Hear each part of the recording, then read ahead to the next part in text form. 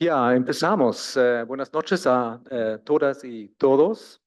Mi nombre es Rüdiger Punzet y soy el director adjunto de este instituto.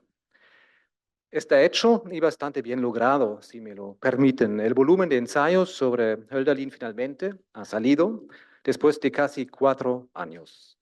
Tengo aquí la prueba en mis manos. Aquí está. Y para que nos lo crean de verdad, todos y cada uno de ustedes han recibido también un ejemplar. Pero empecemos por el principio.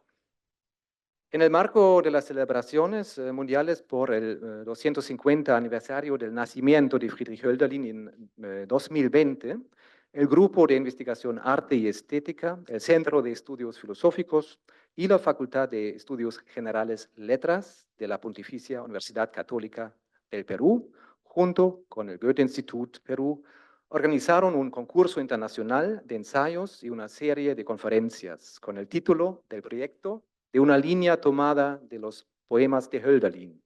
Wozu Dichter in dürftiger Zeit? ¿Para qué poetas en tiempos de miseria? Pues ya el inicio de este proyecto no fue fácil porque el cumpleaños de Hölderlin cayó exactamente en el primer mes de la pandemia, es decir, marzo de 2020, por lo que en un principio tuvimos que cancelar y posponer la celebración de cumpleaños a octubre de 2020. Quien quiera podría esto interpretar como un mensaje especial del propio Hölderlin, que quería mostrarnos una versión muy especial de los tiempos de miseria causados por la pandemia. Pero el hecho de que estas celebraciones ahora tuvieran lugar inevitablemente en línea y por tanto tuvieran que trasladarse al éter, el hábitat supuestamente favorecido de los dioses, significaba que también estábamos expuestos a la cuestión de los dioses de Hölderlin de una manera especial. El objetivo principal de este proyecto era presentar y recordar una obra central de la literatura alemana al público más amplio posible y a través de un concurso internacional del ensayo, las conferencias, una serie de podcasts y finalmente, por supuesto, la publicación de este libro. La dramática historia de la recepción de Hölderlin, especialmente en el siglo XX, nos permite leer y rastrear fenómenos y desarrollos no solo literarios, sino también filosóficos. Basta pensar en Martin Heidegger, incluso hasta sociopolíticos como casi ningún otro autor en lengua alemana. Tanto los ensayos ganadores como las conferencias incluidos en este volumen pretenden dar respuesta a la pregunta de por qué todavía merece la pena hoy, o especialmente hoy, dedicarse a la literatura y, en sentido enfático, a la poesía y, por tanto, también a Hölderlin. De hecho, hay muchas buenas razones para leer a Hölderlin, por mencionar solo una antes de ceder la palabra a los colegas de la UC.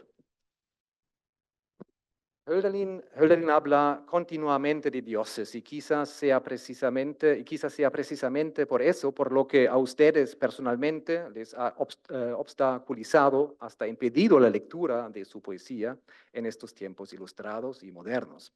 Al final y al cabo, el psiquiatra Carl Gustav Jung afirmaba que los dioses se han convertido en enfermedades mentales en nuestros tiempos modernos, con el fin, cabría añadir, de garantizar su supervivencia de cualquier manera. Pero el hecho de que un Hölderlin hablara de dioses con tanta naturalidad debe llamar la atención. ¿De qué hablan los poetas cuando hablan de los dioses? ¿Cómo debemos imaginarnos exactamente su existencia? Sobre todo en el momento en que se menciona su nombre o se les invoca. En realidad, el hecho de que se hable tanto en contra de su existencia debería despertarnos una curiosidad especial por ellos.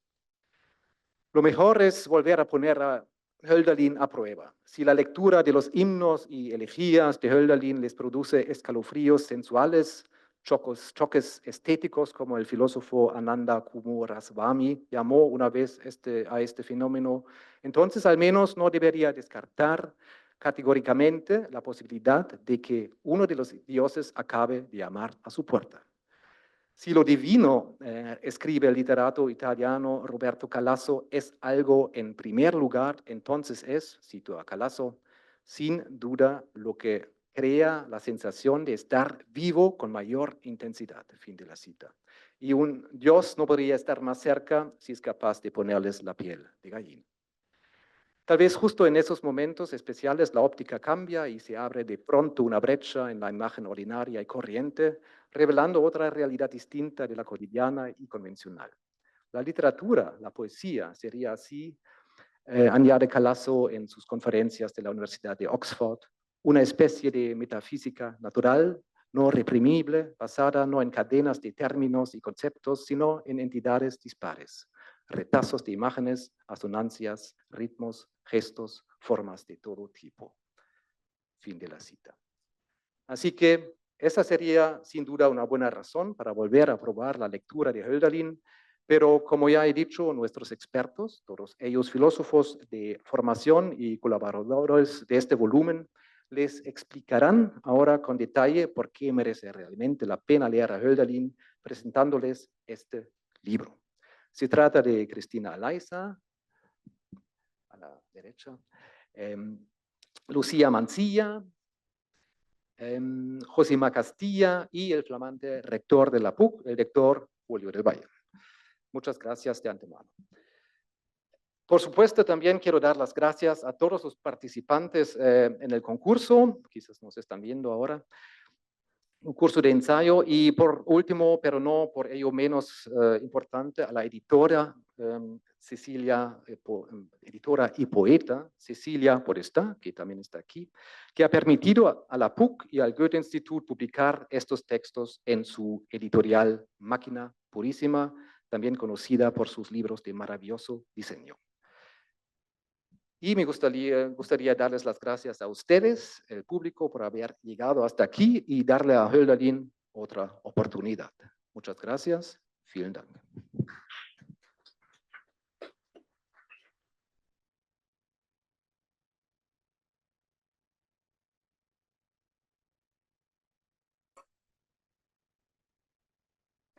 Bien, bueno, buenas noches con todas, con todos.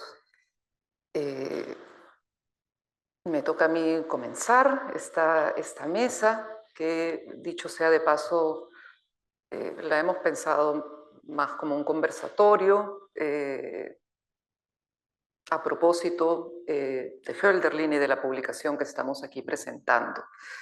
Y bueno, a mí me toca, pues lo que yo tengo preparado ahorita, en este momento, en realidad es contarles un poco, tomarle la posta a Rüdiger en realidad, y contarles un poco de dónde y cómo así surgió esta publicación.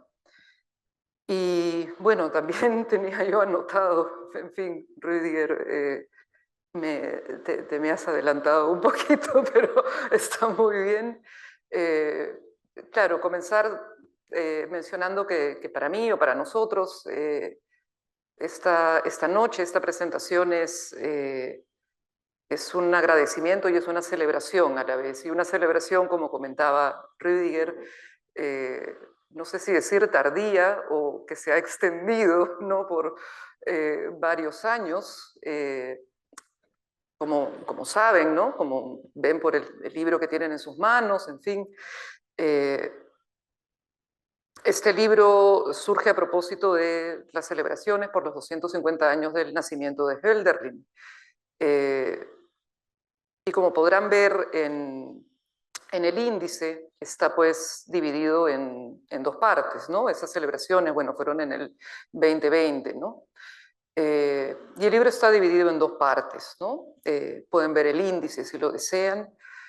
La primera parte reúne las conferencias que se dieron en este ciclo,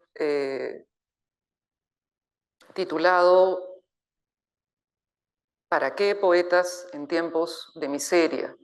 Y que sí, pues en medio además de, o comenzando en realidad, bueno, en el primer año de la pandemia del COVID-19, pues el título cayó un poco a pelo. Creo que le dio como nuevos bríos o una nueva dimensión, digamos, a un evento o a unas celebraciones que habíamos estado organizando previamente y que tuvimos que posponer, y en fin, lo que Rüdiger ya nos contó, ¿no? ¿Para qué poetas en tiempos de miseria? Y en ese ciclo de conferencias, bueno, participaron quienes me acompañan, ¿no? Julio del Valle, Yosimar Castilla, Lucía Mancilla y también el profesor Pablo Oyarzún de la Universidad de Chile, y por supuesto Rüdiger, también con un texto que está acá en la publicación, ¿no? La segunda parte del libro reúne ensayos, ¿no? Lo hemos titulado ahí simplemente ensayos, y recoge los 3 ensayos ganadores del concurso de ensayos en lengua española que realizamos en conjunto con el ciclo de conferencias y a propósito de estas celebraciones para Hölderlin. Ahí sí me gustaría quizá detenerme un poquito y comentarles que fue un enorme gusto en ese momento y además en medio de ese contexto, de esa circunstancia, en el 2020 digo, que fue un enorme gusto, fue muy grato para nosotros constatar el interés que tuvo la convocatoria a este concurso de ensayo. Fueron 32 los ensayos recibidos y habilitados para que sean considerados por el jurado. El jurado estuvo conformado por Victoria Guerrero, poeta y docente universitaria. Ella presidió el jurado del concurso. A ella queremos agradecerle también. Y junto con ella, bueno, Rüdiger Punset y Julio del Valle, ¿no? Fueron los miembros del jurado. Los tres ensayos que acá están consignados en realidad fueron elegidos por unanimidad, pero digamos, fue sorprendente, ¿no? Fue sorprendente para nosotros la calidad y la variedad de los ensayos, de estos 32 ensayos recibidos. Hubo muy buenos textos y eso nos parece, ¿no? Un significativo testimonio de la diversidad de temas, de acercamientos, de enfoques, en fin, de la vida o la vigencia que la obra de Hölderlin, como la de todo buen clásico, ¿no? Sigue teniendo aún. Pero en suma, estos 3 ensayos ganadores son los que están acá publicados, y estos estuvieron a cargo de Vanessa Díaz, de Colombia, Jan Rojas, de Perú, y Daniel Arella, de Venezuela.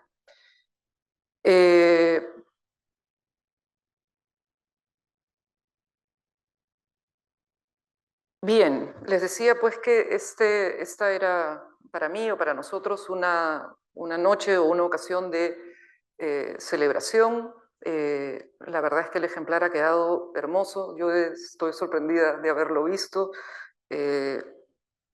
No me esperaba algo como esto. Y también una noche de agradecimiento, y por lo mismo me toca a mí también agradecer, en fin, a ciertas personas en particular, en las cuales no solo los eventos que dieron origen a esta publicación, sino también esta publicación misma no hubieran sido posibles. Perdonen así como se dice la lista de lavandería, pero no quiero dejar de mencionar a estas personas. A Victoria Guerrero ya le hemos agradecido, ya le agradecí. También a Rosmery Rizopatrón, Bárbara Betoqui, Eliana Mera y Mariana Chu, del Centro de Estudios Filosóficos, a la gente de la DTI, de la PUC, de la Universidad Católica, que nos apoyaron en el momento de las conferencias. Esas conferencias y ese concurso también fue organizado, como comprenderán, de manera virtual, y nos están apoyando ahora también con la transmisión. A Cecilia Podestá ya le agradecieron, pero también le agradecemos nuevamente, y a todo el equipo de su editorial, ¿no? Y en especial quisiéramos agradecer a Arturo Rivas, quien fue una pieza clave para la organización del evento y que en su momento contribuyó también con el trabajo de publicación de este libro, ¿no? Sin su iniciativa y su profundo interés por la obra de Hölderlin y su empuje también, pues de pronto estos homenajes no se hubieran llevado a cabo con el éxito que tuvieron, ¿no? A él también queremos expresarle nuestro agradecimiento. Ok, yo creo que yo me quedo aquí por el momento. Como les digo, esto está pensado más a modo de un conversatorio. Y nada, te paso la palabra a Yosimar para continuar con la presentación. Hola, buenas noches. ¿Se me escucha? Buenas noches. En primer lugar, también quisiera agradecerles primero a ustedes por su presencia. Significa mucho para mí, sobre todo después de un trabajo bastante largo, ¿no? Que no solamente tuvo que ver con la preparación y la publicación del libro, sino, como ha señalado Cristina, con actividades que se venían realizando desde más atrás. Antes de continuar propiamente, quisiera mencionar que el libro está dedicado a nuestro profesor Federico Camino, que está aquí presente, y le agradezco mucho su presencia.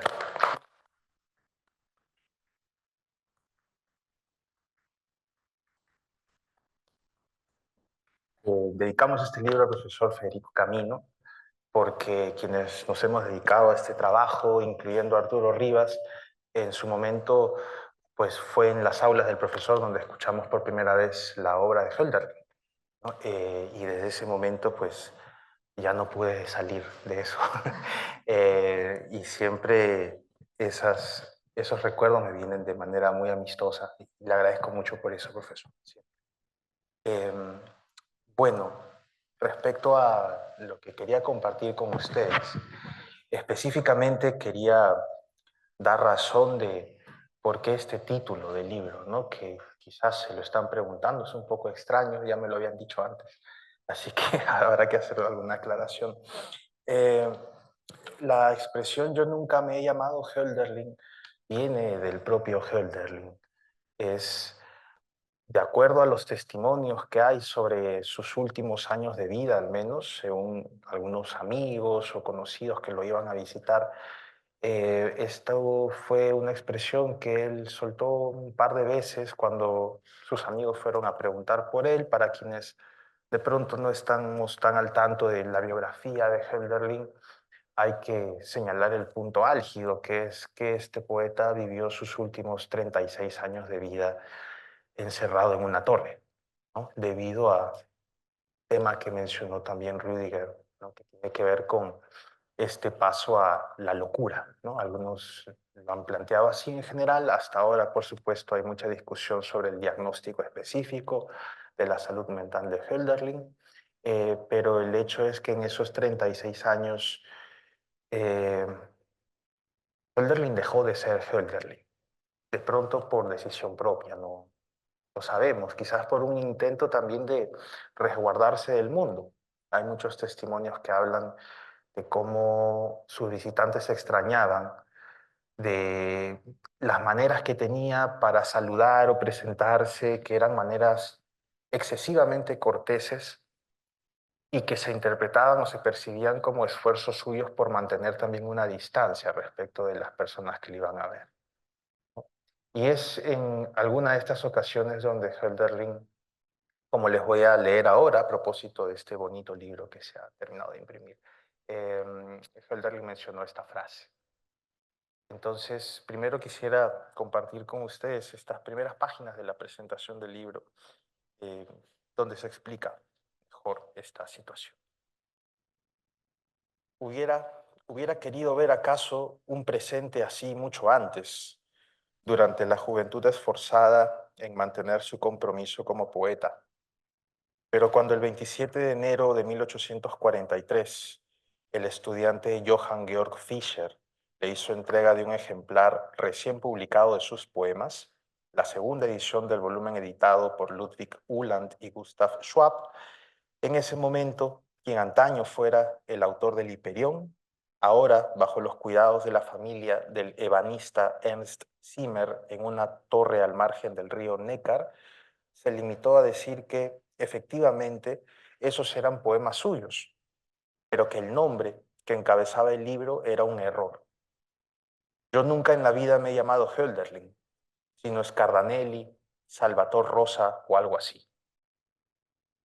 Caribari, Bonarotti, Scardanelli, Scaliger Rosa, Scardanelli, Scardanelli, y la Lucimeno, Buarotti, nombres con los que se habría identificado en algún momento, quizás siglos atrás, pero ya no más nunca en la vida Friedrich Hölderlin. Ya la vida suya había sido puesta a prueba muchas veces, costándole buena parte de sus fuerzas y su identidad. La muerte del padre a temprana edad, la muerte de Suzette Gontard, esa diotima cuyo nombre, quien antaño fuera Hölderlin, a duras penas podía pronunciar, el distanciamiento y abandono de los amigos de la juventud, las desilusiones y angustias por los ideales políticos que antaño movían su ánimo durante la estancia en el seminario de teología, los fracasos editoriales y haber quedado en ridículo ante el genio de un Goethe o un Schiller, la traumática humillación sufrida en la clínica psiquiátrica de Autenried. Poco a poco estas experiencias fueron desmoronando el ánimo de quien anheló alguna vez una reconciliación entre lo humano, la naturaleza y lo sagrado, pero que ahora ya no era más. Sin embargo, quien fuera en algún momento Hölderlin, ya había asumido esa negación de sí como parte de su vocación por la poesía. La pérdida de sí es también un don del Dios. Sí, con éxtasis divino consagra a Dioniso, según se cuenta, a quienes le reciben tras volver de la muerte. ¿Era acaso el sacrificio que el cultivo de su vocación, por lo menos tal como él la asumió, exigía? La superación del yo individual para participar de la reunión con lo sagrado, del canto propicio para la fiesta de la paz. Negar la propia identidad para hacer posible la apertura a la diferencia, la proyección de otros futuros, la comunidad con quienes se nos presentan en toda su extrañeza, en quienes la voz de uno encuentra las resonancias entre las que se ramifica la propia vida o la vida misma. Así Hölderlin preparaba su propia negación para que sea solo poesía lo que tome la palabra. O tal vez solo se trató de la tragedia, que es no poder tolerar la realidad, el tener que replegarse en sí mismo, el enmascaramiento y la necesidad de ser otro para que a uno el mundo no lo termine de destruir. ¿Qué es lo que ha querido el Dios al establecer con fuerza y ley, en palabras de Esquilo, que aprendamos con el sufrimiento? ¿Era el mundo de Hölderlin propicio para un aprendizaje trágico? ¿No es lo trágico entre nosotros, más bien, como le escribe el poeta a uno de sus amigos el 4 de diciembre de 1801, no es lo trágico entre nosotros morir calladamente, metidos dentro de una caja cualquiera, y no que destrozados por las llamas paguemos por el fuego que no supimos dominar? ¿No era mejor el exilio hacia las profundidades inconmensurables del alma, como decía Heráclito, antes que seguir padeciendo cómo se consume el fuego del propio espíritu? Entre ambos puntos, la esperanza de una vida nueva y la caída en los abismos, parece haber oscilado la existencia de quien fuera conocido como Friedrich Hölderlin. Bueno, entonces con esta lectura quería terminar de explicar de dónde viene esta expresión. Como ha señalado también Rüdiger en su presentación, es muy extraño leer hoy por hoy Hölderlin, y con esto quiero hacer el puente para Lucía respecto a cuál es la actualidad de esta poesía. Es muy extraño leer a un señor que de inmediato está cantándole constantemente a dioses, dioses griegos, dioses extraños y dioses que además están ausentes. Pero más allá de toda esa teología, toda esa metafísica que está en su poesía y que es importante conocer para poder comprenderlo también, creo que hay un aspecto humano muy importante que puede notarse paradójicamente también a propósito de estas anécdotas respecto a su fase final de vida, e incluso en lo que uno puede leer, ¿no? en los pocos poemas que se han conservado de esa etapa, hay algo muy humano en ese querer ver dioses, sobre todo en tiempos de transformación, en tiempos de violencia, como son los nuestros, ¿no? Tiempos de mucha violencia. También Hölderlin vio eso. Y si tiene algún sentido de pronto cantar a dioses o hablar del pasado griego o hablar del sentido y la fuerza que puede tener o no la poesía, creo que eso solamente puede calar propiamente allí donde uno hace de la poesía también una forma de confrontar esa realidad tan difícil que a veces nos toca. Le tocó a Hölderlin y creo que algo de esa tarea nos toca todavía recibir. Le doy el pase a Lucía. Gracias.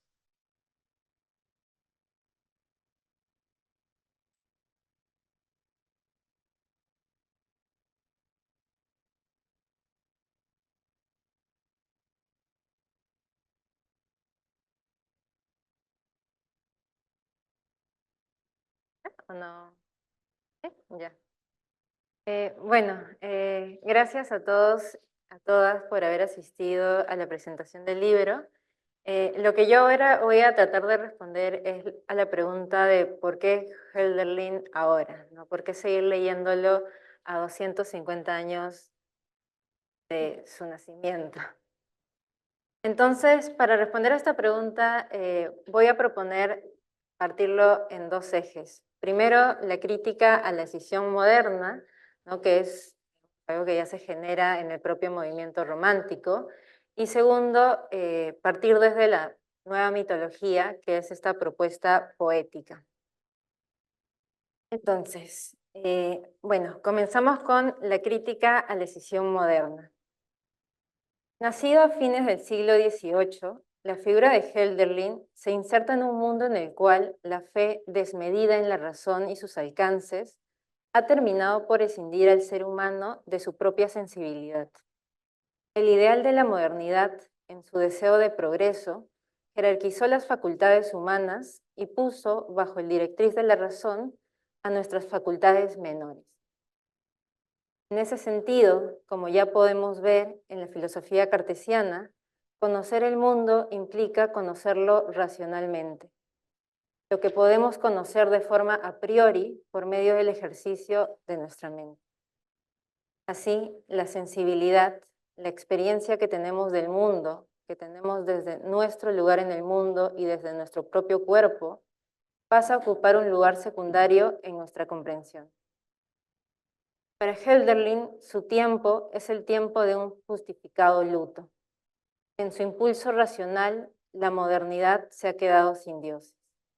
El vínculo que nos unía con el mundo, que nos compenetraba con la naturaleza y nos dotaba de sentido, se ha perdido. De este modo, el sujeto moderno vive en un entorno que ya no le habla, no lo guía y frente al cual no se halla en armónico vínculo. La división entre sujeto y objeto, instaurada por Descartes, no solo trajo una consecuencia a nivel epistemológico, sino que implicó también la pérdida de la unidad originaria. Grecia aparece como aquel tiempo en que la humanidad aún vivía entre los dioses, donde, como dice Winckelmann, se educaba no solo en la sabiduría, sino también en el arte, donde la educación del alma iba de la mano con el cuerpo. Por ende, donde se dio la comunidad no solo entre nosotros, sino también con los dioses. La Grecia, que es la Grecia de Pericles, que es la Grecia democrática a la que también admiraba Winckelmann, del auge de la tragedia de Sófocles, aparece en los escritos de Hölderlin como la primavera pasada que posibilitó un mundo del encuentro. Recordemos que en la batalla de Salamina, todos los griegos, entre los cuales también se encontraba el poeta Esquilo, aunaron fuerzas por un bien común. De esta manera, la unificación a la que alude Hölderlin es también una unificación política, que requiere de un régimen político y un sentimiento de pertenencia y comunidad. El luto de los tiempos de Hölderlin, ese tiempo trágico de espera, requiere de un ideal que nos guíe, no a la repetición del tiempo pasado, sino a la pregunta por las condiciones de posibilidad de aquel tiempo. De esta manera, en ese otoño en el que se encuentra, que es esa Alemania a la que identifica con el crepúsculo, debe plantearse nuevamente la pregunta por aquel vínculo infinito con lo viviente, que, como dice Bodey, puede ser entendido por el pensamiento, pero no agotado por éste. La humanidad de Hölderlin, que podemos decir es aún nuestra humanidad, es aquella que, como dice en Pan y Vino, crea, se prodiga y piensa conferir a las cosas profanas un valor sagrado, cuando con su mano, necio y generoso, las bendice. De este modo, la voz poética presente en el trabajo de Hölderlin se enuncia desde un tiempo particular y asume una tarea que, como vimos, no solo es estética, sino que también es social, es política. Es en la poesía donde podemos aspirar a ese reencuentro, un reencuentro entre nosotros, que implica la igualdad, un reencuentro con la naturaleza como viviente y un reencuentro de nuestras facultades. Grecia, como el lugar de comunión con los dioses, nos propone una meta, un mundo donde el conocer no subsuma el sentir o donde quizás podamos comenzar a repensar nuevas formas de comprensión. En ese sentido, retomando el primer punto que mencioné, Hölderlin aún nos habla. Repensar la forma en la que la razón ha sido concebida, la forma en la que conocemos y en la que las instituciones educativas generan el conocimiento, es una tarea que se da ya desde el siglo XX y que agarra mucha fuerza política, sobre todo en los movimientos feministas o decoloniales de nuestro tiempo. En este sentido, en este escenario, es también necesario salirse de los límites que plantea el discurso de la comprensión lógica para repensar otros discursos que puedan darse en comunión con nuestra sensibilidad, nuestra experiencia y nuestros cuerpos. En ese sentido, su crítica a la escisión moderna, la obra poética de Hölderlin asume el rol mesiánico. Hölderlin entiende el rol del poeta como un sacerdote, el que prepara nuestro tiempo para uno mejor. En ese sentido, es aquel que en un mundo sin dioses es capaz de recordar y recobrar ese vínculo originario y así percibir el sentido oculto en la naturaleza. Por esa razón, el poeta es también un Mesías. Desde nuestros días creo que podemos leerlo desde allí. Si queremos seguir pensando en una nueva forma de racionalidad, razón estética, creo que la obra de Hölderlin nos da una pista no solo de aquellas sombras a las que caímos desde la modernidad, sino también de los sitios donde podemos encontrar luces para repensar nuestro vínculo con el mundo y con los otros. Así, el impulso romántico que puso el arte sobre la filosofía y que en la obra de Hölderlin tomó una forma poética, es una toma de posición en forma y contenido.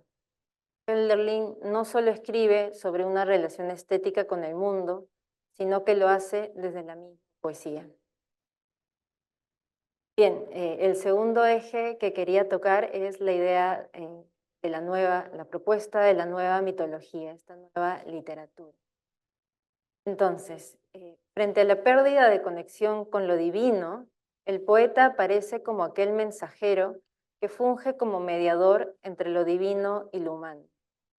De esta manera, para Hölderlin, la tarea de volver al todo de la naturaleza es iniciada desde el rol poético. Tomando a Grecia como punto de referencia, el mito aparece como aquel lugar desde el cual se puede bosquejar una nueva teología. Su tiempo necesita de ese éter que nos devuelva la unidad, devuelva esa sacralidad comunitaria, y frente a esta tarea, el mito puede devolvernos una nueva forma de pensar nuestra comunidad y el mundo en el cual habitamos. Se trata de una nueva religión que nos permita regresar a los dioses allí donde estos ya no habitaban. Un proceso mítico de producción de divinidades que generen las condiciones para pensarnos y sentirnos en un vínculo con la naturaleza viviente. En efecto, en su intento por dejar de temer a la naturaleza, la modernidad la volvió un objeto de estudio, la dominó, o mejor dicho, la conquistó. Así, la vida moderna se volvió, como dice en el Rin, una vida libre de anhelos y pobre en canciones. Por ello, regresar a los dioses a su morada implica asumir también el miedo y el caos, asumir la inmensidad que se plasma en los sonidos y movimientos de la naturaleza, frente a los cuales nos acoge el sentimiento de sublimidad de lo que no podemos controlar.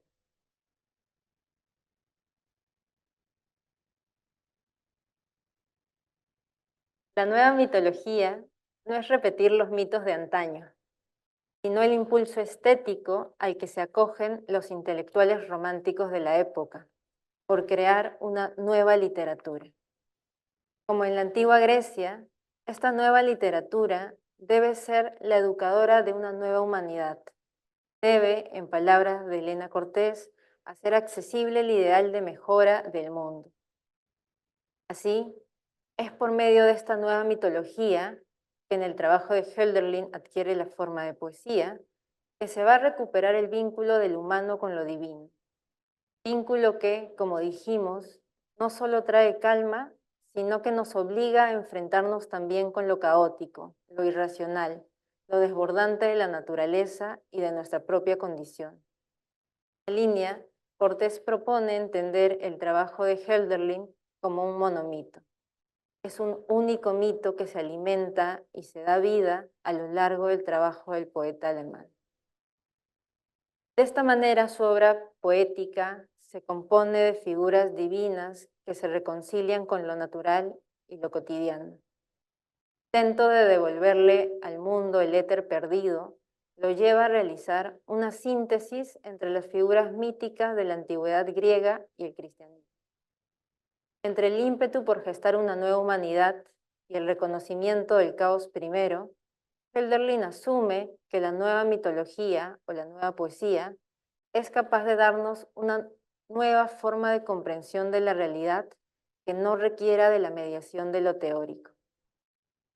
La literatura, por sus condiciones materiales, aparece como una nueva oportunidad de volver a pensarnos no solo individualmente, sino colectivamente.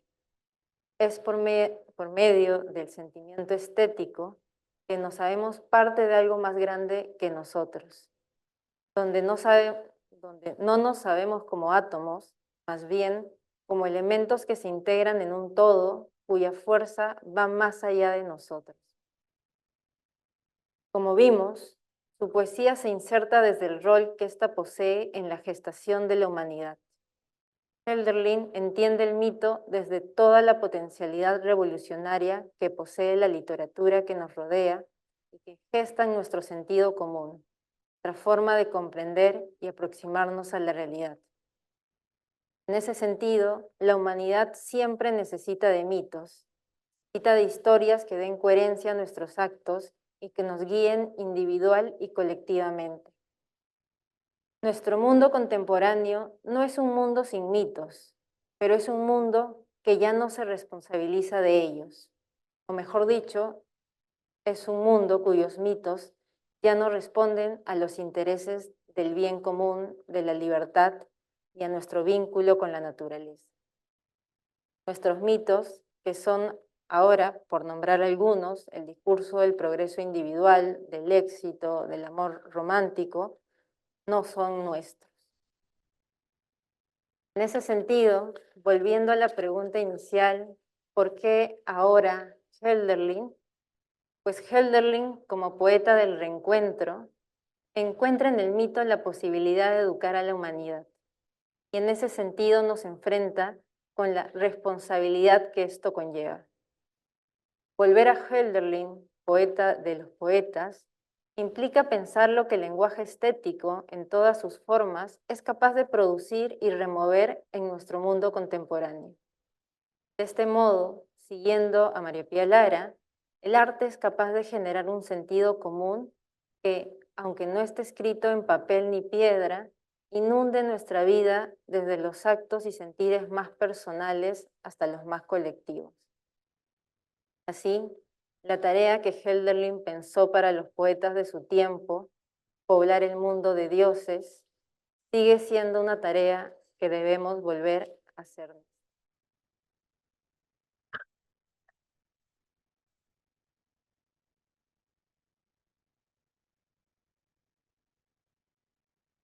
Bueno, ahora le doy la palabra a Julia. Buenas noches.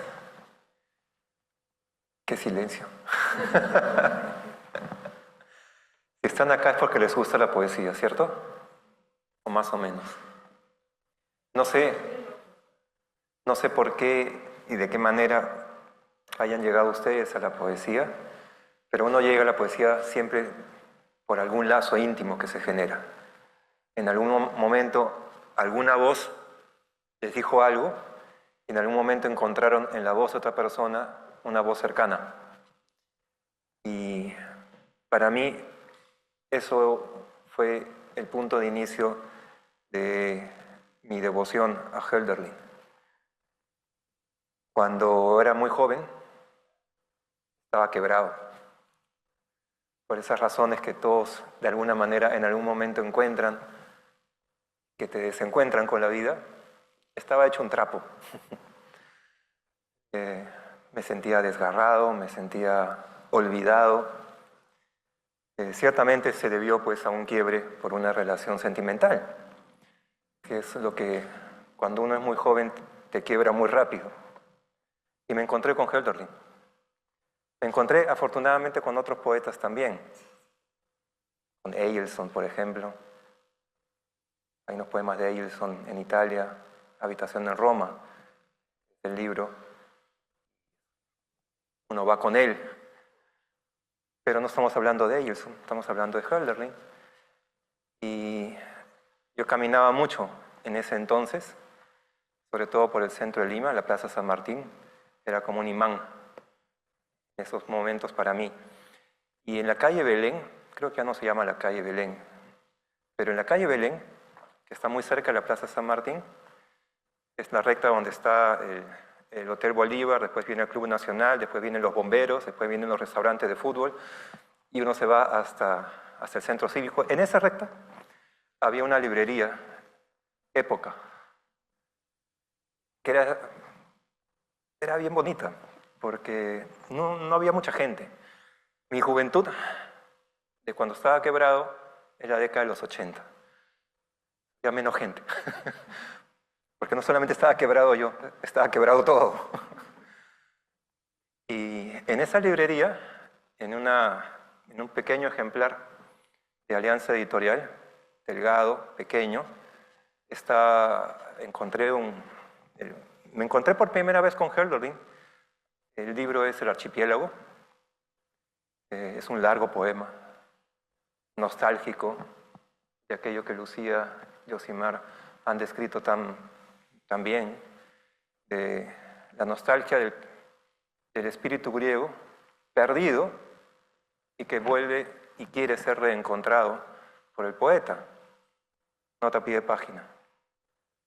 El espíritu griego de un poeta del siglo XVIII era todo aquello que Winckelmann había creado en la mentalidad de entonces.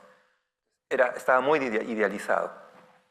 Pero bueno, no importa, porque para el chico quebrado de entonces, abrir las páginas de ese libro, El Archipiélago, y leer los primeros versos, me sonaron a algo como que algo bueno viene. Los primeros versos del Archipiélago dicen, vuelven las grullas hacia ti. Con eso ya, ahí empezó todo. Vuelven las grullas hacia ti y dirigen de nuevo hacia tus orillas su rumbo las naves. Con eso me capturó completamente de ahí en adelante. Yo tenía 17 años más o menos en esa época y de ahí no he dejado de leer a Hölderlin hasta, en buena cuenta, ahora, No significa que lo haya dejado de leer, lo sigo leyendo, pero me sigue siendo presente. Cuando hice mis estudios fuera del país, en Alemania, una parte de mis exámenes y una parte de mi dedicación académica fue dedicada a Hölderlin. Lo llevo en el alma, lo llevo en el corazón, y por lo tanto los 250 años era una ocasión propicia para juntarnos con otros cómplices y ver qué le podemos sacar a un poeta en los tiempos, ya no del muchacho de 17 que fui yo en ese entonces, sino en los tiempos de pandemia, que era otra experiencia quebrada. Estábamos en ese momento cada quien metido en su casa y con la incertidumbre de qué cosa va a pasar. No había necesariamente tiempos de calma, vacunas sí, vacunas no. Entonces, sí, pues, otra vez, tiempo de miseria, como también podría decir Hölderlin. Y eso me lleva al segundo aspecto que quisiera comentarles para invitar. En verdad es esto, ¿no? Para invitarlos a leer el libro. El segundo punto tiene que ver con qué cosa quiere Hölderlin. De manera muy cortita, en verdad, porque la parte más sabia, más elocuente y mejor entendida de ese aspecto, de lo que quiere Hölderlin, ya salió de los labios de Yosimar y de Lucía. Mejor que ellos no lo voy a decir. Pero en resumidas cuentas es esto. ¿De qué manera la poesía nos puede reconciliar? O sea, ¿de qué manera la poesía nos puede reconciliar con el mundo? Hölderlin en el siglo XVIII era un poeta que en su principal obra, que la hizo siendo muy joven, uno puede decir mientras estaba lúcido, digamos, entre comillas, lúcido. Después viene toda la época de Scardanelli, donde él ya no se reconocía como Hölderlin, era otra persona, no sé si menos lúcida, pero en todo caso, la obra que se conoce de Hölderlin es la primera. Él era muy joven, y este poeta joven quería ver de qué manera la poesía puede reconciliar al ser humano con el mundo. ¿Por qué reconciliar al ser humano con el mundo? La respuesta es porque la modernidad disoció al ser humano del mundo. ¿De qué manera la modernidad disocia al ser humano del mundo? Porque la enfrenta. ¿De qué manera la enfrenta? Colocando al ser humano frente a la naturaleza. Colocando al ser humano como centro de la naturaleza y haciendo de la naturaleza un otro, un ajeno.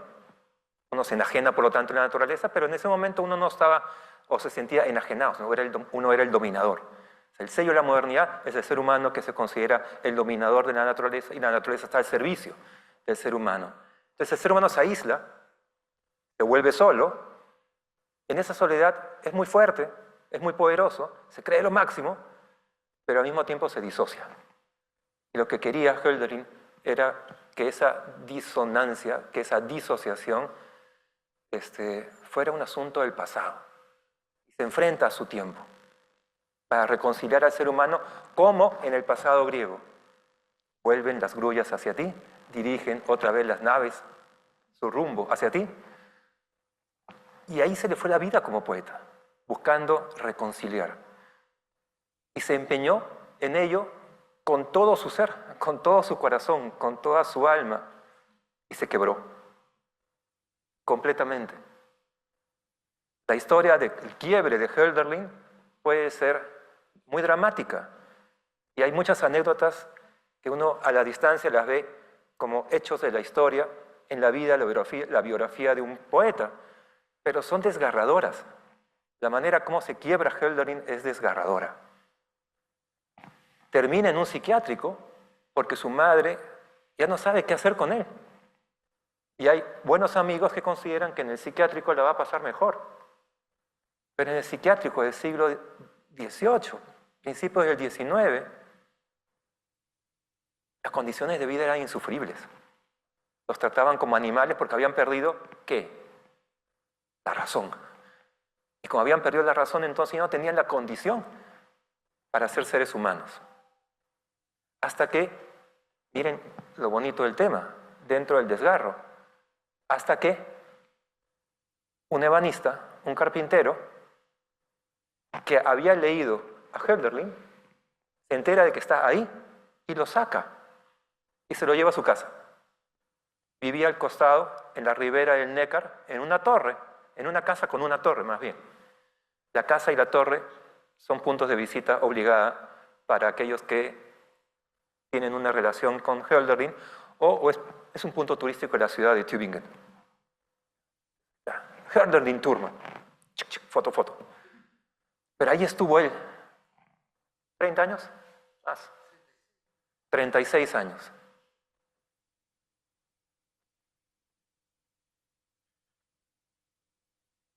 Y ese es el poeta, hasta que muere. Y tengo para leerles una parte muy pequeña de una carta. Cerca al final de su vida, en la habitación, en la torre, escribe una carta en francés.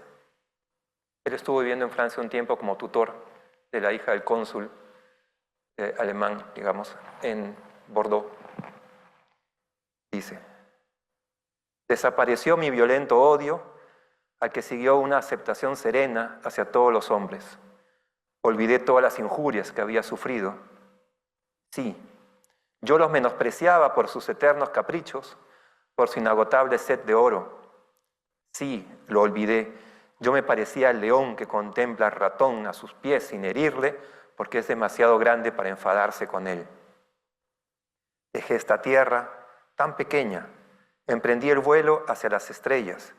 Incluso sus alegrías no eran para mí más que golosinas hechas para niños y no para dioses, y el hombre es un dios si quiere serlo. ¿Crees que mis pensamientos, mis sentimientos ya no son de este mundo? Creo que estoy maduro no para la paz muerta de la tumba, sino para una vida más feliz, más tranquila que esta. Incluso espero no estar largo tiempo ya sobre esta tierra, de la que ni siquiera las alegrías me atraen. Hölderlin vivió largo tiempo en la torre y murió mucho más sereno de lo que había vivido. Ese es el poeta al que invitamos a leer, porque este conjunto de ensayos está hecho por devotos, por devotos de Hölderlin, que se sentirían extremadamente contentos de que a través de una colección de ensayos ustedes puedan leer a Hölderlin en sus poemas, que es donde está.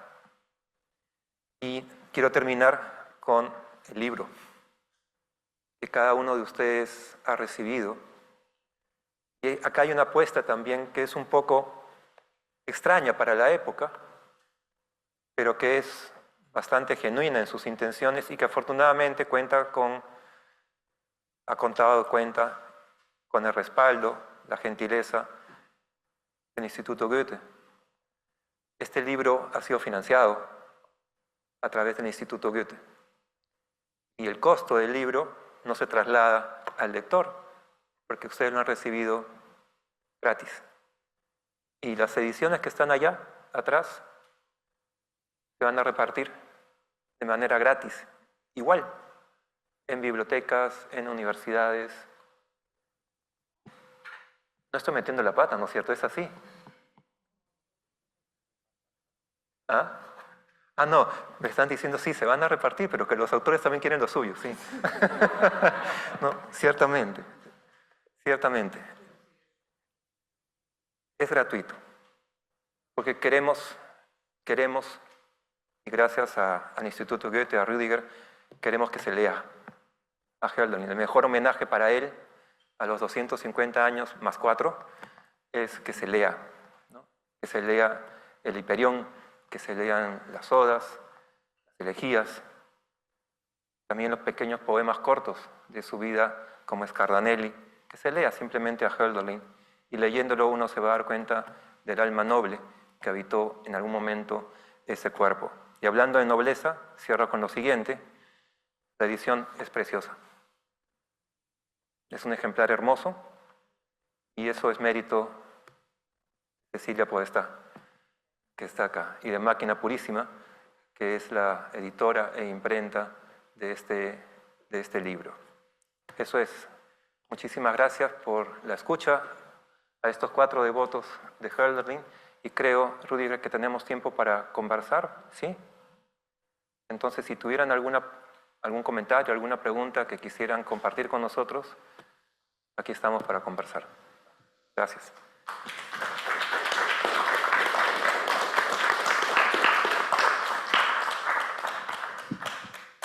Sí, y si me permiten un segundo, me parece, me han chismeado por ahí que Daniel Arella de Venezuela está conectado. Si él también quisiera participar o quiere intervenir o preguntar, pues por supuesto es bienvenido, basta con que nos lo indique, ¿no?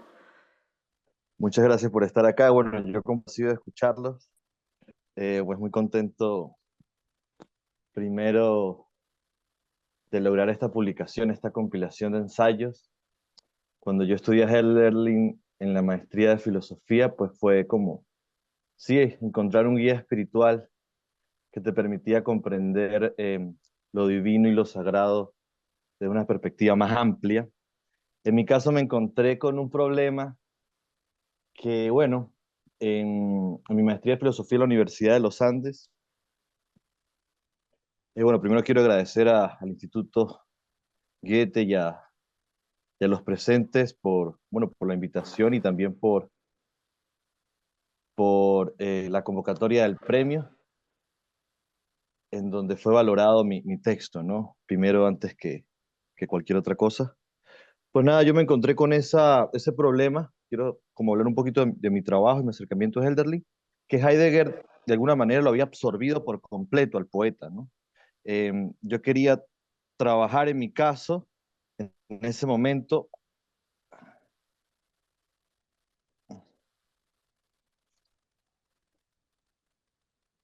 ¿ok?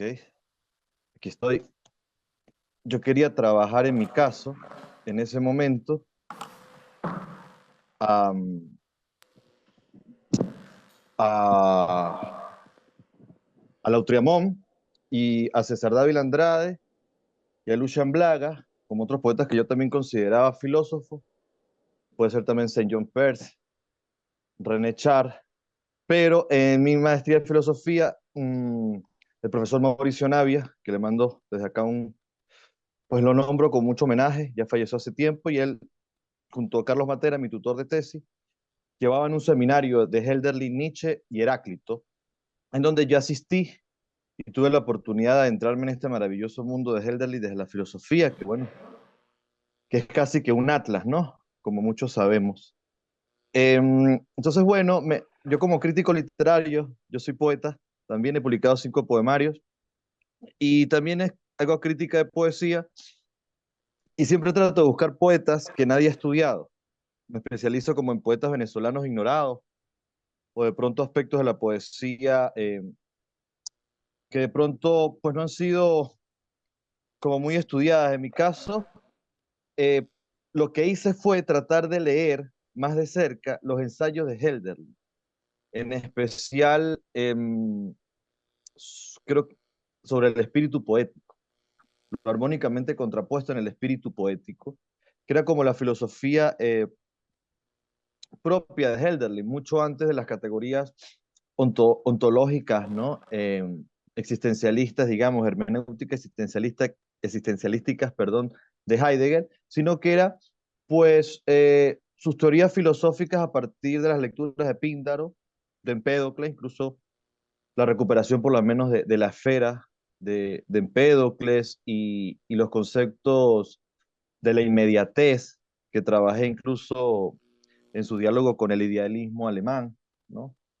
Partiendo de Fichte y del impresionante de Hölderlin y su importancia, ¿no? Para la filosofía posterior que desarrollará Hegel y Schelling, su lectura muy avesada de Kant, ¿no? Un lector muy precoz de Kant para ese momento que fue pues, por completo un pionero, ¿no? De la filosofía. Creo que entonces, como poeta también, como lector, me di cuenta que en Hölderlin operaba de una manera muy traslúcida lo que Heráclito habla en su fragmento 64, todo lo gobierna el rayo, em, que habla del que era unos, ¿no? Entonces es muy importante este concepto, digamos, primitivo griego para estudiar a Hölderlin, que como los exponentes lo dijeron, pues hay una identificación plena y contradictoria de esos dioses huidos, ¿no? De esa intemperie de los dioses griegos. Entonces traté de darle una categoría, digamos, primitiva griega, entre comillas, en su gesto, ¿no? En su gesto de acercamiento también, de lo sagrado y lo divino. Claro, es una categoría que lo sagrado, pues ha hablado Félix Duque, ha hablado Maurice Blanchot muy bien, incluso, pues como me acabo de dar cuenta, pasaron 4 años de la convocatoria del premio, los estudios de Hölderlin han avanzado pues sorprendentemente, ¿no? Incluso creo que tengo que actualizarme. Pero en el caso de ese momento del estudio de Hölderlin, pues fue una categoría primitiva como el rayo, para estudiar lo sagrado y el despliegue de lo sagrado en sus poemas, y también un concepto impresionante que a mí me fascinó estudiar, lo que es el de la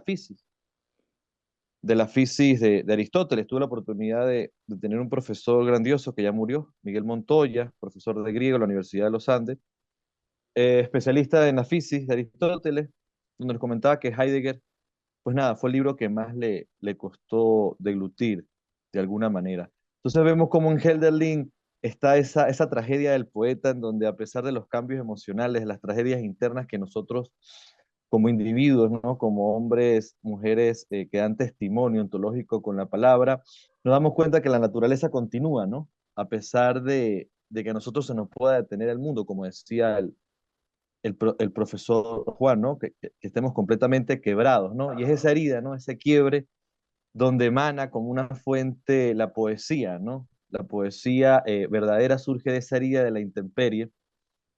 Y por eso me sorprende esa aseveración de Stefan Zweig, del poeta Hölderlin. Con esto quiero culminar mi intervención, también para que otras personas continúen conversando y preguntando a los ponentes sobre el poeta, donde hay mucha tela que cortar, que decía Stefan Zweig en La lucha contra el demonio, ¿no? Ese gran ensayo biográfico que también incluye a Nietzsche, que también incluye a von Kleist.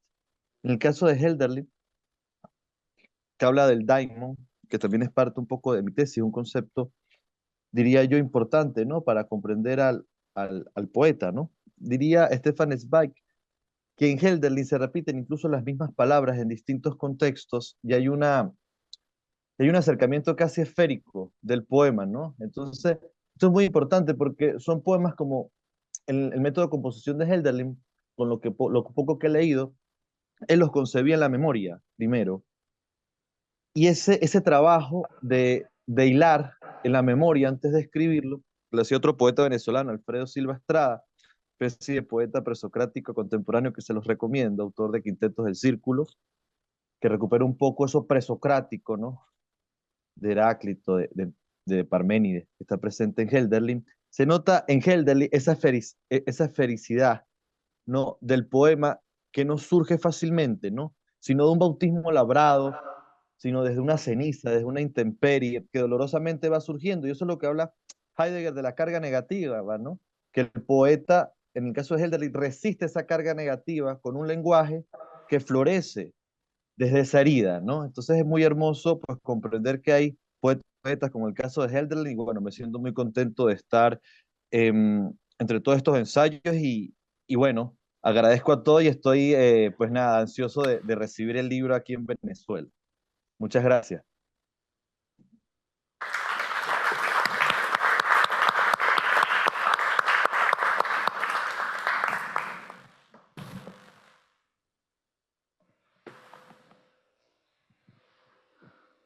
¿Preguntas del público? Sí.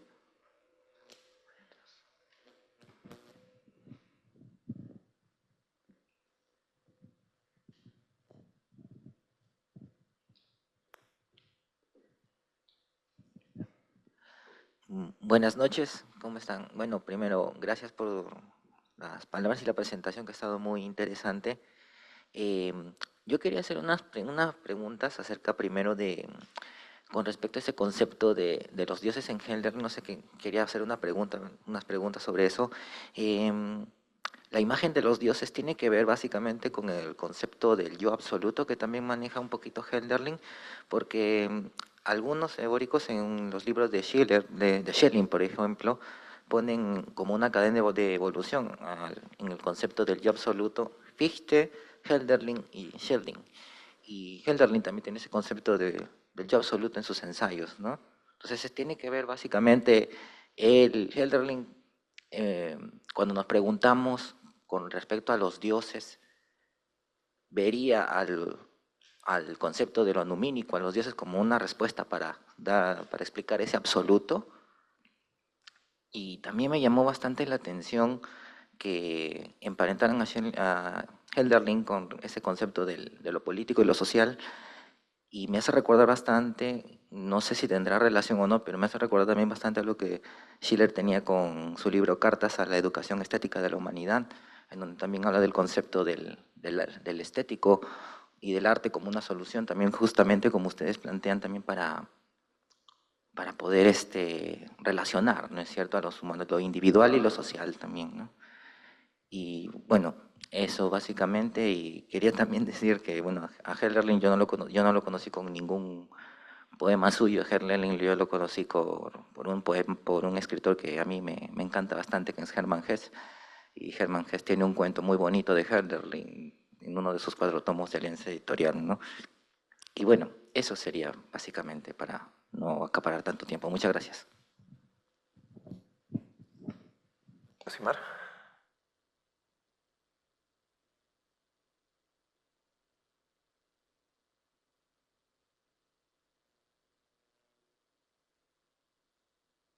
Creo. No sé si con la idea de Dios absoluto, pues es una expresión, me parece un poco extraña en Hölderlin, pero sí es claro que ha habido mucha influencia de Fichte, sus propios compañeros, Hegel, Schelling, ¿no? Entre los tres leían Kant, leían poesía griega, y de todo eso salió una primera reflexión conjunta. Está documentada en este texto, ¿no?, del primer programa de sistema del idealismo alemán, que se atribuye, bueno, depende de quién se le interprete, ¿no? Algunos dicen que fue Hegel, otros dicen que fue Hölderlin quien puso la idea central de ese texto, pero quien escribió el texto propiamente fue Schelling y quien hizo la copia fue Hegel.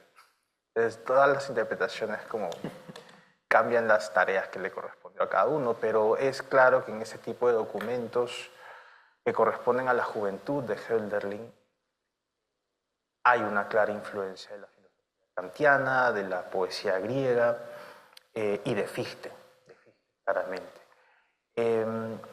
No sé si es propiamente una respuesta a alguna idea del Dios absoluto, porque creo que la entrada de Hölderlin al tema de lo divino es hablar más bien de su ausencia. Entonces, creo que el remarcar esa ausencia de no hay dioses, eso tiene un impacto serio sobre la vida humana, más que ensalzar una idea de la totalidad que es Dios. Creo que es como una interesante reflexión, quizás más cercana a nuestra época, ¿no?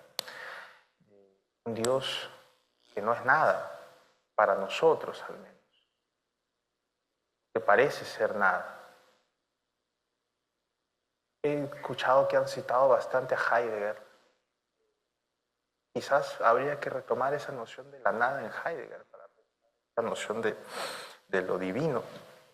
Pero prefiero no meterme con Heidegger, ciertamente. Pero yo lo vería un poco más por ese lado, ¿no? Como una concepción de lo divino que surge de las diversas lecturas, influencias que Hölderlin ha tenido, sea de la filosofía kantiana, post-kantiana, de la poesía griega. De Schiller también, mencionó a Schiller por ahí. De hecho, Schiller tiene este poema de los dioses de Grecia, ¿no?, que es como esa primera piedra para muchos poetas alemanes de fines del XVIII, inicios del XIX, respecto a qué significa lo griego, ¿no?, para ellos, o más ampliamente podríamos decir para la modernidad, ¿no? Esa creo que también es una pregunta, un tema que podemos plantear respecto a qué valor tiene hablar hoy de lo griego, ¿no? Sobre todo para un autor para él y sus contemporáneos, ¿no? El tema era pensar lo griego como origen de Europa.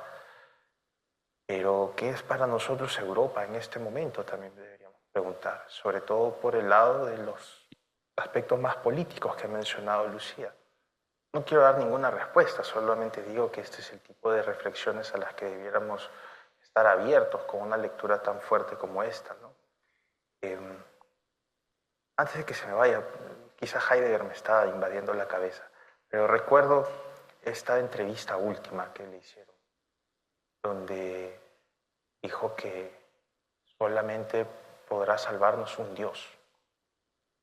¿Eso es una resonancia de su lectura de Hölderlin? Probablemente sí. Heidegger se metió mucho con la poesía de Hölderlin, sobre todo en su última época. Pero no sé si estoy convencido de esa respuesta. Quizás lo dejo más para ustedes, para que conversemos. Les doy el pase para que comenten también.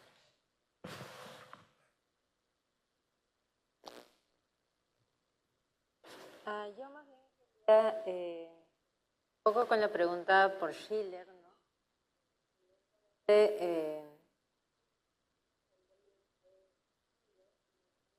Yo me gustaría tal vez leer una parte de las cartas sobre la educación estética de la humanidad, ¿no? 4, donde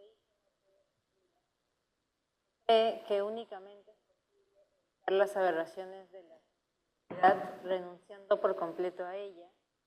La burla, que con frecuencia refrena de forma saludable los sentimientos equivocados, difama con el mismo escaso miramiento cada nueva capacidad que nos permite desarrollar cultura, lejos de hacernos libres, pone una nueva necesidad. Creo que, claro, el vínculo con Schiller es clarísimo porque Schiller primero también ya comienza a la sociedad moderna, ¿no? Al hombre moderno, ¿no? A este hombre o jerarquizando sus facultades, termina por justamente dejar de lado a la sensibilidad. Para también atar el vínculo, Josimar Schiller también se preocupa algo muy del tiempo, ¿no? De tener paradigma. Entonces, la carta 6 va a decir la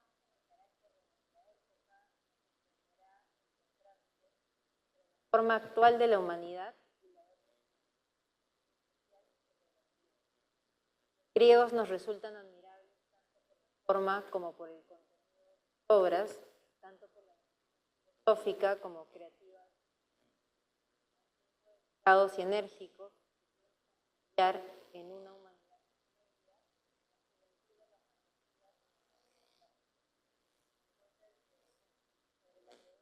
de cómo insertar a Schiller está presente. Creo que, sobre todo en cartas sobre la educación estética, nosotros podemos encontrar estos dos componentes, nuestra crítica ya a esta sociedad moderna que ha gestado seres humanos, ¿no? Sus identidades están jerarquizadas. También podemos también encontrar esta vuelta a Grecia, ¿no? Ya desde Winkelmann, Grecia aparece como este ideal democrático, donde este ideal donde está, bueno, esa era.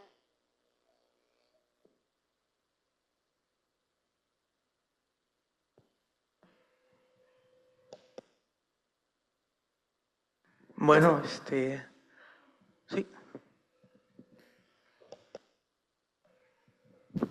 Schiller se burló de Hölderlin. Sí, con Goethe hay una anécdota que se ríen.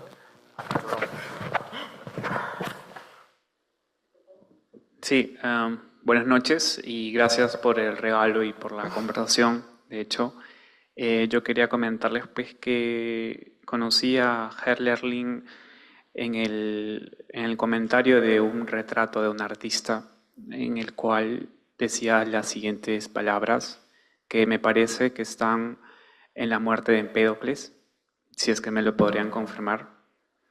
Dice así: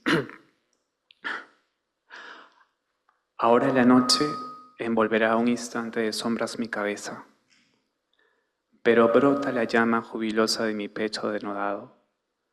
Esos deseos estremecidos, que es que en la muerte al fin se me enciende la vida. He estado buscándolo en ediciones de Muerte en Empédocles por PDF. De hecho, no lo he encontrado. Quizás esté ahora en la editorial Acantilado. Y bueno, quería preguntarles eso y decirles pues que para mí Hölderlin, yo le he querido muchísimo. Recuerdo las veces que iba al Bar Múnich con el librito Hiperión o la eremita en Grecia.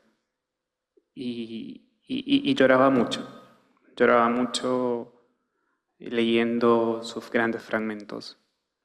Eso y un comentario de Walter Benjamin me parece que se me quedó grabado en la cabeza también, de que dijo, si Marx hubiera leído el Hiperión hubiéramos estado en un mundo mejor o algo así.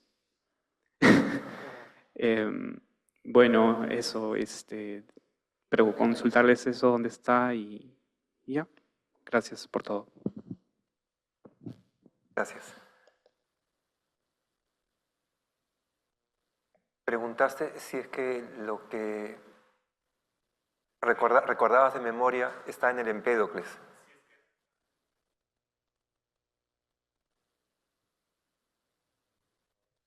No me tengo la poesía de Hölderlin memorizada, pero si me mandas la información lo puedo buscar, claro, pero no... Sí, claro.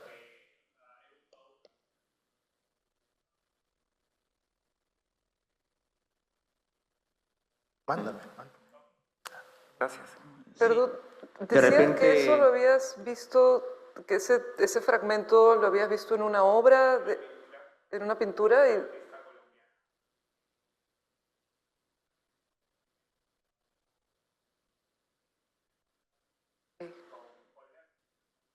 Claro, La fuente. el dato, en fin. Ajá. Y de esa pronto, es si nos mandas el fragmento... A Cristina le encanta desentrañar misterios. No. Además, Es verdad. Nos mandas también el dato de la artista colombiana que mencionas de la obra. Sería interesante, en fin, conocer la obra, verla.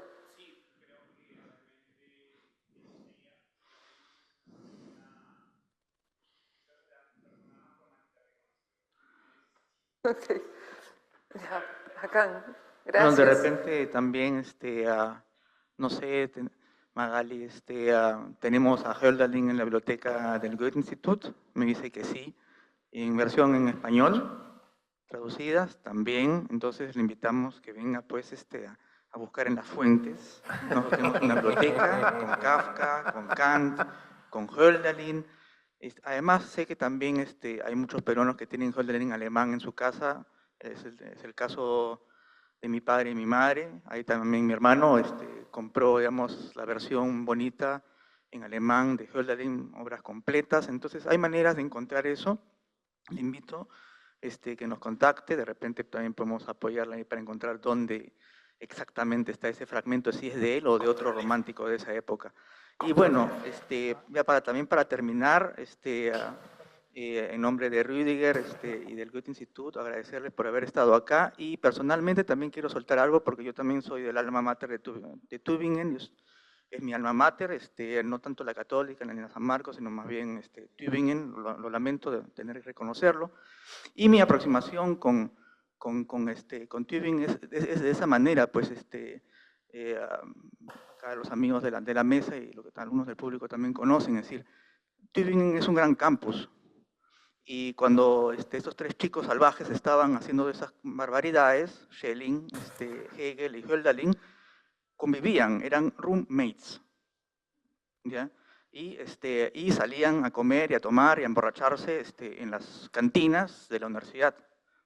Y digamos, todo eso era una dinámica muy bonita, ¿no? Más tarde Hermann Hesse, que también radicaba en Tübingen, se dedica también a Hölderlin, ¿no? Entonces, digamos, Tübingen o Heidelberg o todas esas universidades también que hay en Europa también en otros continentes, son grandes campus.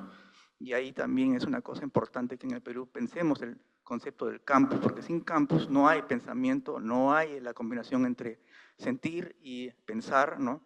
Y entre ética y hacer, ¿no? Entonces, eso nomás le dejo. Y como la última, digamos, comentario, porque tengo que soltarlo, es que mi aproximación a Hölderlin fue completamente diferente a todos ustedes de leerlo. Yo vi un graffiti, una pintarrajeada. Cuando yo llegué a Tübingen, en el año 98, todavía estaba la torre, que es hoy día, digamos, patrimonio de la humanidad. Estaba el árbol que cuelga sobre el Neckar, y estaba la torre color amarillo, y abajo en la entrada había alguien dibujado, un grafiti que decía en suavo, es decir, un dialecto que me demoré 5 años en entender. Hölderlin no estaba loco. Ese grafiti ya tenía cuando yo ya tenía como 20 años y nadie se había atrevido a borrarlo, evidentemente, porque era genial. Cuando yo me fui ya mucho más tarde, casi 7 años después, otra vez digamos, ya regresé al Perú, y una vez que regresé, hace pocos años, a Tübingen, a mi alma mater, algún alcalde, porque también hay alcaldes ahí, ya había renovado la torre. Y ya no estaba el grafiti, ¿no? Hölderlin así estaba escrito, ¿no? Y con eso, y también con la invitación para que no se olviden llevar su libro, y que además estamos ofreciendo un pequeño vino de honor. Creo que Rüdiger, si estás de acuerdo, y también Julio, y la mesa, podemos cerrar el evento. Entonces, bueno, muchas gracias, y no se vayan, que tenemos todavía para compartir un poco con ustedes. Y mañana tenemos un concierto gratis, sin costo, que se llama Entre Músicas. Les invitamos también a apuntarse para recibir información sobre nuestras actividades culturales en el Goethe Institut. Muchas gracias, y más tarde que tengan buen retorno.